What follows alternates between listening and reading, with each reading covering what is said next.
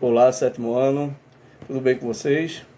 Vamos lá, dar continuidade ao nosso assunto, que é a expansão marítima, e nós estamos, claro, falando inicialmente de Portugal e de Espanha. Na última aula, no livro de vocês, espero que vocês já estejam aí com o livro, nós falamos sobre o pioneirismo português, falamos o que facilitou ou o que fez com que Portugal se tornasse pioneiro nas grandes navegações. E aí vimos a situação geográfica, domínios de equipamentos e técnicas de navegação, que está na página 38. Contato com textos antigos e relatos de viagem, enriquecimento dos mercadores, falamos sobre a importância dos mercadores, né? E, por último, formação de um Estado centralizado.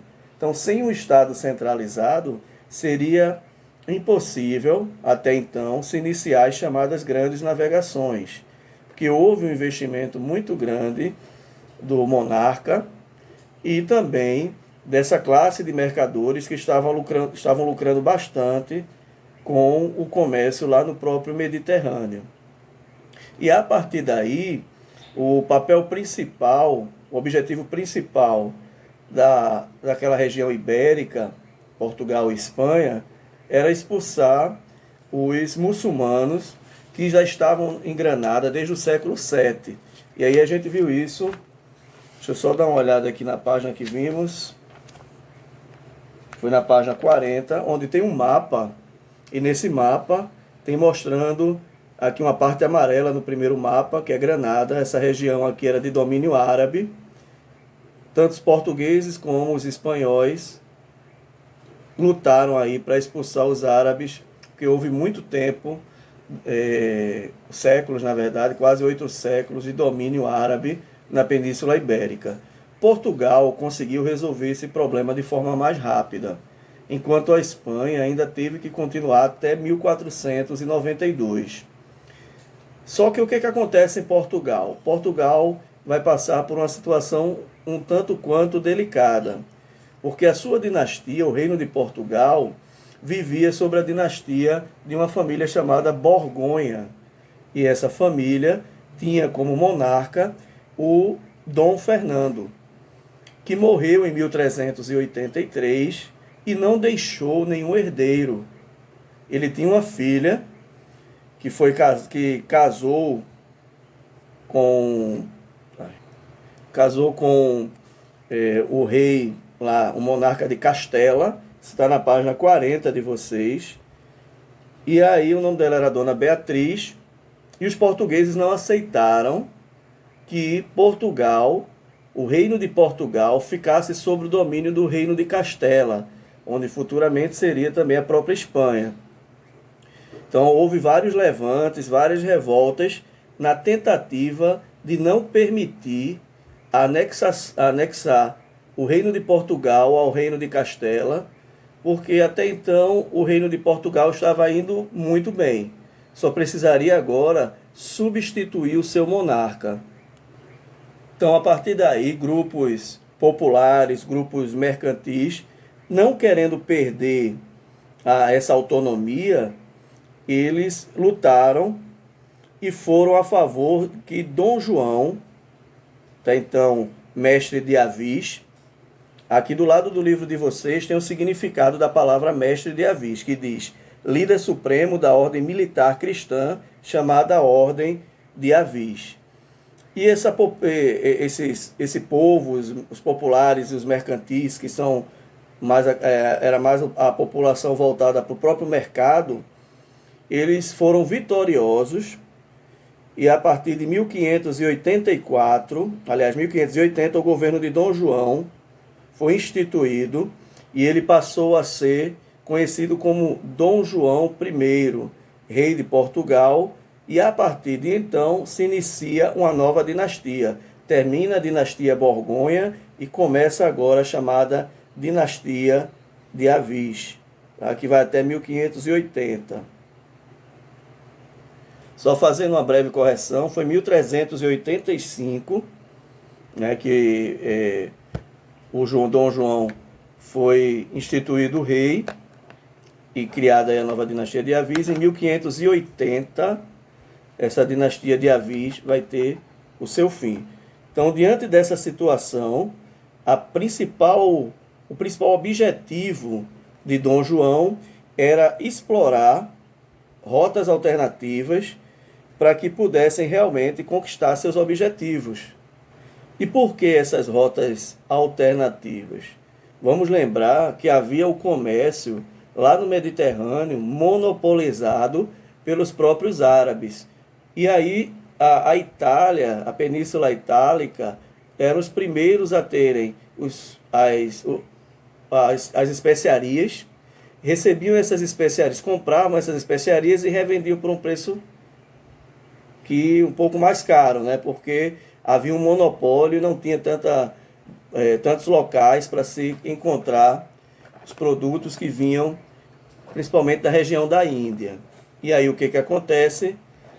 O rei de Portugal ele vai querer buscar uma nova rota para tentar comercializar diretamente com as Índias para poder concorrer com o mercado lá no mar Mediterrâneo que estava sob o domínio de árabes e mercadores da Península Itálica, certo? Então, com a ajuda desses mercadores de Portugal, que estavam enriquecendo por causa da própria Península Itálica, eles conseguiram fazer um porto em Portugal, e a gente viu isso na última aula, né, de abastecimento, e muitos mercadores portugueses começaram também a se interessarem por novas rotas para poderem lucrar mais ainda, podendo assim concorrer com a própria Península Itálica, certo? Para que futuramente eles conseguissem enriquecer. E a partir daí começa a investida de Portugal para o mar, para buscar aí, através de uma nova rota pelo Oceano Atlântico, conseguir conquistar aí novos territórios. Vamos fazer o seguinte, vamos dar uma olhada num quadro que eu fiz, numa linha do tempo, mostrando como aconteceu essa navegação, né? O pioneirismo português, em que período se iniciou e até que momento ele chegou. Okay? A gente vai dar uma olhada nesse mapa, foi feito num quadro branco, para poder entender melhor. Vai servir também até para que vocês anotem. Pronto, pessoal, isso aqui é uma linha do tempo que eu fiz no quadro mesmo, falando aqui, mostrando aqui a expansão marítima portuguesa. Como eu ainda não tenho tripé, aí eu estou segurando aqui, então vai estar meio mexido, mas dá para vocês entenderem, até mesmo para vocês copiarem, botando pausa, vai ser legal, tá bom? Então observem aí que a expansão marítima portuguesa, ela começa em 1415. Tem gente que pensa que a expansão marítima portuguesa só vai realmente iniciar a partir de 1500 com a descoberta do Brasil. Mas não, a partir de 1415, os portugueses iniciaram a sua expansão marítima. Os motivos eu já disse a vocês. Primeiro eles chegam à África e dominam aí a cidade de Ceuta. Depois vão para as ilhas de Madeira e Açores. E tem outra palavra aí chamada périplo africano, que significa dizer que eles arrodearam pelo litoral o continente africano, criando ali bases militares, fortificações militares e também locais para que eles pudessem fazer um comércio, a parte administrativa, que eram chamadas feitorias. Muitas vezes eles precisavam levar produtos da Índia, parar lá na África, organizar a questão administrativa e voltar em direção a Portugal, certo? Em 1488, a gente já tem aí um personagem bem conhecido, que é o navegador, o comandante Bartolomeu Dias, onde ele também vai iniciar e explorar aí, os novos territórios pelo mar, no extremo sul da África, lá entre o Oceano Atlântico e o Oceano Índico. Era uma das partes mais perigosas, onde havia lá o chamado Cabo das Tormentas. Muitos tentaram passar por esse Cabo das Tormentas e há muitas tempestades, o mar muito agitado e muitos deles naufragaram. Então Bartolomeu Dias aventurou e hoje esse cabo é conhecido como Cabo da Boa Esperança. É porque depois que você consegue passar, realmente você tem esperança de tudo. Então em 1488 foi Bartolomeu Dias explorando não só a parte africana lá do Oceano Atlântico, mas também o Oceano Índico. Em 1498 entra outro personagem aí, muito conhecido, o nome de até um time de futebol, né, que é o Vasco da Gama. E ele chega lá em Calicut, na Índia, e esse vai direto para a Índia, com o objetivo lá de estabelecer acordos comerciais com os líderes locais.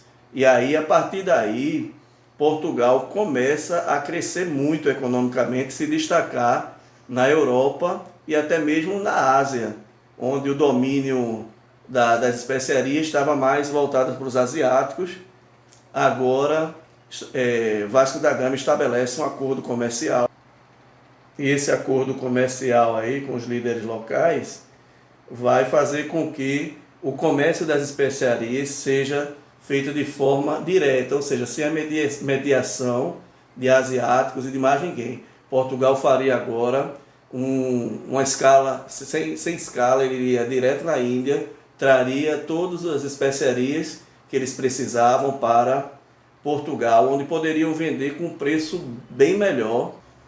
E esse preço bem melhor faria com que eles pudessem concorrer com os produtos, com os comerciantes lá do mar Mediterrâneo, que vinham da própria Ásia, vendiam lá para a Itália e a Itália revendia. Então, Portugal começou agora a concorrer e conseguiu ficar à frente daqueles que comercializavam lá no mar Mediterrâneo. E a expansão marítima portuguesa, em 1500, através do comandante aí, do líder Pedro Álvares Cabral, chega aqui no litoral do Nordeste, do que hoje chamamos Nordeste, litoral Nordeste do território americano, o que viria futuramente a ser chamado de Brasil, né? Então em 1500 ele chega aqui, só que ele não encontra nada que interessa. Dias depois a esquadra segue para a Índia em busca das especiarias para fazer realmente aí esse comércio que se iniciou através de Vasco da Gama. Pronto, agora que vocês já viram aí a linha do tempo das navegações portuguesas, vamos falar um pouco agora sobre as navegações espanholas. A Espanha, ela demorou um pouco a se lançar ao mar por causa das chamadas guerras da Reconquista, né? De reconquistas. Essas guerras, nós falamos também na aula passada, que era tanto Portugal quanto Espanha tentando expulsar os povos árabes lá de Granada, que era uma região que pertencia à Península Ibérica. E aí não foi possível inicialmente a própria Espanha, como chamamos hoje, realizar essa expulsão, e eles demoraram um pouco mais para se lançar ao mar. Isso porque era necessário, além de expulsar esses povos árabes, também eles deveriam ter um monarca, né? Ou seja, uma monarquia centralizada para poder, assim como Portugal, ir em direção às novas terras. Na página 43 de vocês, tem no segundo parágrafo dizendo assim, ó: o processo espanhol de centralização política só foi concretizado com o casamento de Fernando II, do Reino de Aragão, e Isabel I de Castela, em 1469. Os chamados reis católicos organizaram um Estado unificado e forte que venceu os muçulmanos, ou seja, aqueles povos árabes que estavam em Granada. E em 1492, os árabes foram expulsos de Granada, o último local de domínio muçulmana, de domínio da nação muçulmana na Península Ibérica. Então, a Espanha não poderia ter uma descentralização política, por isso a necessidade de uma centralização monárquica, com todo o poder, com um único exército, todos unidos, para poderem expulsarem realmente os povos árabes. Também podem ser chamados de muçulmanos. E aí houve o casamento entre Fernando II, do Reino de Aragão, com Isabel I de Castela. Então o reino se uniu, Aragão e Castela, e conseguiram aí expulsar os muçulmanos. Expulsando os muçulmanos, eles queriam antecipar os portugueses nas rotas comerciais à Índia. Ou seja, eram os concorrentes diretos de Portugal. A mesma sacada que Portugal teve, a Espanha também teve, porque faziam parte da mesma região ibérica. E aí, Portugal querendo chegar à Índia para comprar diretamente as especiarias e todos os produtos para vender, a Espanha, percebendo que isso também traria bastante lucro, tentou antecipar a chegada dos portugueses à Índia. E agora a gente vai dar uma olhada lá numa outra linha do tempo que eu fiz, não mais agora de Portugal, mas agora da Espanha. Vamos dar uma olhada e entender melhor como ficou essa situação. Então, voltando, nós continuaremos falando um pouco sobre as navegações espanholas, tá bom? E, claro, um novo tratado que vai aparecer a partir daí. Mas dê uma olhada antes nessa linha do tempo.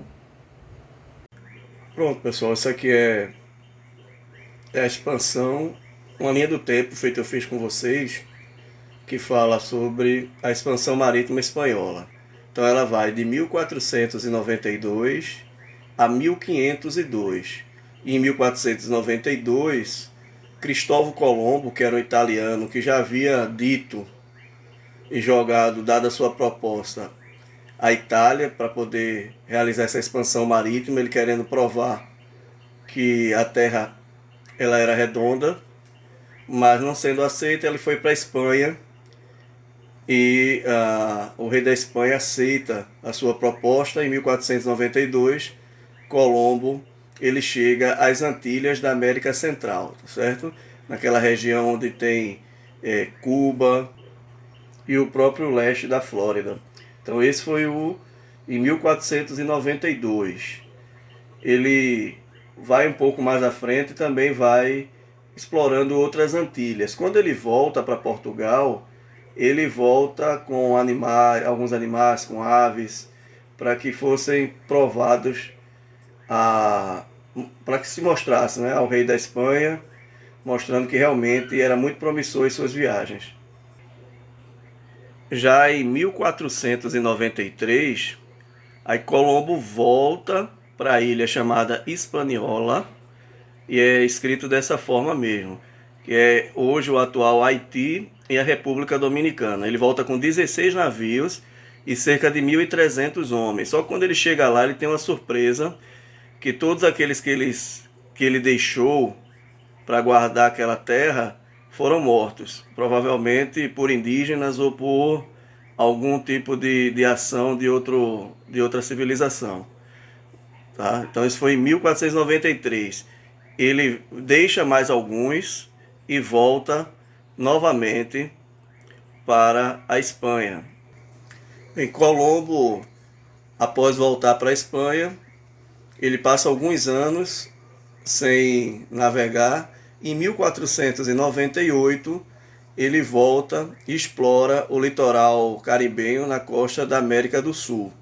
Só que a forma que ele estava cuidando lá dos marinheiros e daqueles que ficavam nas Antilhas, ele e seus irmãos, a forma que eles tratavam, trouxe muita indignação, e o povo e os navegantes, entre outros, denunciaram todo o abuso de autoridade de Colombo, e muitas vezes as suas loucuras, e ele foi preso lá mesmo no Caribe, na costa do Caribe, da América do Sul, e algemado voltou para a Espanha. Preso, ele tentou convencer o rei de Portugal a voltar, em primeiro lugar, a libertá-lo, né? E após se tornar livre, ele tenta convencer Fernando e Isabel, né, o rei e a rainha da Espanha, a voltar a navegar. E ele consegue em 1502, olha que o Brasil, aqui o Brasil já tinha sido descoberto por Colombo em 1500. E em 1502 Colombo explorou a América Central, onde hoje você encontra lá, encontrava os olmecas, os astecas, os maias. Mas aí, nessa investida dele, ele conseguiu chegar na América Central, mas perdeu 4 embarcações. E até ele mesmo teve que ser resgatado e voltou para a Espanha. Praticamente a história dele acaba por aí. E aí o que acontece? No início do século XVI, como eu coloquei aí no quadro, um cartógrafo chamado Américo Vespúcio, ele descobriu que na verdade os espanhóis haviam chegado era no novo continente. O próprio Colombo não tinha certeza de onde ele estava, pensava até que era uma terra já explorada. Mesmo assim, ele não se convenceu, segundo alguns historiadores, outros vão defender que ele sabia muito bem que era um novo continente, mas não queria dizer isso à coroa espanhola. Mas aí, Américo Vespúcio, ele descobriu, né, de certa forma, que na verdade ali era um continente novo. Em homenagem a Américo Vespúcio, ficou conhecido esse continente como continente americano, quando na verdade quem explorou foi Cristóvão Colombo, né? Então esse continente americano vai em homenagem ao Américo Vespúcio, o cartógrafo, que segundo a história ele descobriu, percebeu que tudo que Colombo tinha feito foi uma descoberta de um novo continente, chamado, partindo então, América. Ok, então quando observamos lá a linha do tempo das grandes navegações espanholas, o que antecipa um pouco isso, né? Como já falei, Cristóvão Colombo, ele afirmava que a Terra ela era redonda e foi patrocinado pelo rei de Portugal, que queria de todo, aliás, com o rei da Espanha, que queria de todo jeito uma rota alternativa para a Índia. E aí, vendo que Cristóvão Colombo era um idealista e que tinha coragem e desejo para isso, e aparentava também ter bastante conhecimento, ele investe nessa proposta do italiano Cristóvão Colombo para iniciar esse processo expansionista para a Índia. Então, Colombo, como ele defendia que a Terra era redonda, ele acreditava que poderia chegar de forma muito mais rápida às Índias através do Oceano Atlântico, tentando chegar primeiro do que próprio Portugal. E a partir daí, como vimos na linha do tempo que foi feita da Espanha, que houve aí várias conquistas por parte de Cristóvão Colombo. Ok? Vamos dar uma olhada agora em outro mapa, tá bom? Que é o mapa, uma linha, um esquemazinho que eu montei para mostrar os tratados que foram feitos. Por quê? Porque agora Portugal não era o único que estava indo em direção às Índias pelo Oceano Atlântico. A Espanha também estava indo, e a partir daí começa-se aí esse problema de ver a quem pertence aquelas terras encontradas e as rotas alternativas para a Índia. Vamos dar uma olhada no Tratado de Tordesilhas? Aliás, desculpem, já antecipei para vocês, né? Vamos dar uma olhada aí nos tratados que levou ao último, que é o Tratado de Tordesilhas. Bem, isso aqui é a partilha do mundo entre Portugal e Espanha.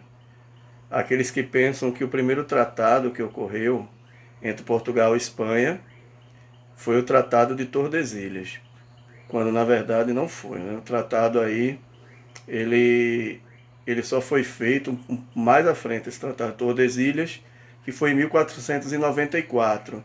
Mas em 1480, Portugal, como foi pioneiro nas navegações, Portugal conseguiu o tratado chamado Tratado de Toledo, que dava direito a eles ficarem com todo o território ao sul das Ilhas Canárias, que pertenceria a partir de então ao próprio Portugal, ou seja, boa parte do Oceano Atlântico juntando a América.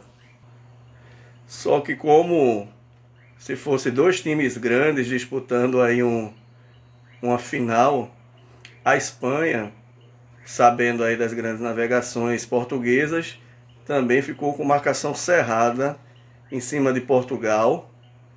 E quando eles vão se lançam as grandes navegações, em 1492, eles também vão reivindicar o fim desse Tratado de Toledo, para que as terras fossem divididas de forma correta, já que a Espanha também chegou aí a vários locais das Antilhas, no qual Portugal ainda não havia explorado. E aí levaram essa reivindicação ao Papa, e a partir daí o Papa ele editou uma chamada Bula Papal Intercoetera, onde houve a divisão entre as terras entre Portugal e Espanha.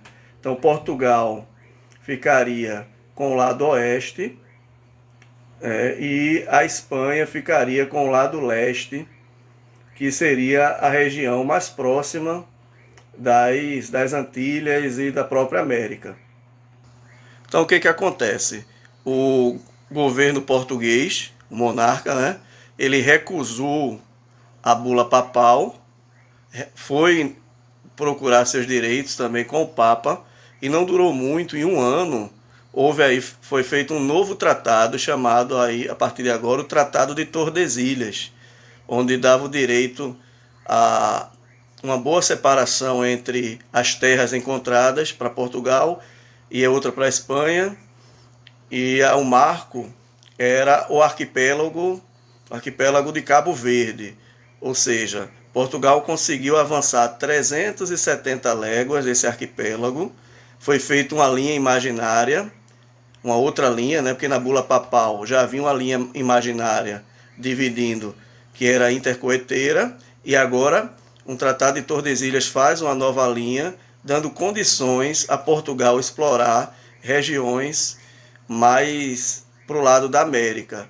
Não foi todo o Brasil que Portugal conseguiu, porque mais à frente, alguns territórios que pertenciam à Espanha vão ser anexados ao que hoje chamamos Brasil.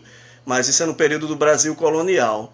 Mas até então, boa parte da América ainda ficou nas mãos da Espanha. E Portugal ficou com boa parte do que hoje chamamos Brasil.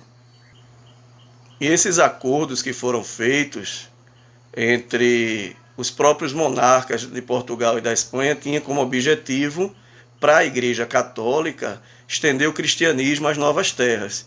E para os monarcas, tanto de Portugal quanto para a Espanha, procurar não só especiarias, maiores territórios, até para também poder plantar e conseguir aí, de repente, boas especiarias. E principalmente a busca de metais preciosos para cunhar moedas, porque a partir de então, com o fim da chamada Idade Média, a moeda passa a ser, aqueles que têm mais moedas passam a serem os mais ricos, né?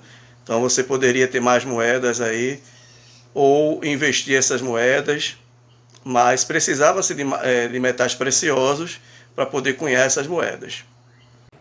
Então, agora que vocês observaram aí como os tratados foram bem polêmicos, bem trabalhosos aí para serem acordados, né? Porque a Espanha não queria ficar para trás, nem Portugal também gostaria de perder seus privilégios e as suas conquistas. E aí houve todo aquele impasse, tratados e mais tratados para tentar resolver esse problema até chegar, até então, o último dos tratados. Mais à frente, outros tratados vão ser feitos, que vocês vão ver da metade do ano mais para frente, quando estudarmos o Brasil colonial. Um pouquinho já na metade do Brasil colonial, a gente vai ver que outros tratados vão serem feitos, porque ainda há uma disputa muito grande pela região da América. Mas até então, o Tratado de Tordesilhas, ele garante a Portugal e a Espanha a posse das terras que eram recém-encontradas, e levou ao controle sobre o comércio dos produtos obtidos no continente americano, que transformaram, assim, Portugal e Espanha nas grandes potências do século XVI. Então, as grandes navegações tiraram Portugal e Espanha da periferia da Europa, ou até mesmo podemos dizer aí de uma periferia que pertencia, que era explorada pelos próprios árabes e povos que dominavam ali aquele mar Mediterrâneo, e agora Portugal e Espanha passam a ser a grande potência no século XVI. E isso vai gerar também outras expansões marítimas de outros países, de outras nações que nós vamos estudar na próxima aula, tá certo? Então, eu não vou passar agora uma atividade do livro para vocês, mas vou colocar durante a semana uma atividade na própria plataforma, tá ok? A gente vai devagarzinho, depois que terminarmos esse capítulo, faremos uma síntese geral para que tudo fique bem encaixadinho e a gente não tenha nenhum tipo de dúvida, tá certo? Um abraço para vocês, tenham uma ótima semana, voltem o vídeo, tirem dúvida com o vídeo e assistam também os vídeos que eu coloquei lá na plataforma. Coloquei dois, um sobre especiarias e outro sobre navegações portuguesas. Fiquem sempre ligados em alguns vídeos que eu colocar. Vou procurar botar alguns vídeos bem curtos, no máximo 10 minutos, para que não tome muito tempo, para vocês poderem também estudar as outras matérias, tá bom? Um abraço para vocês e até mais.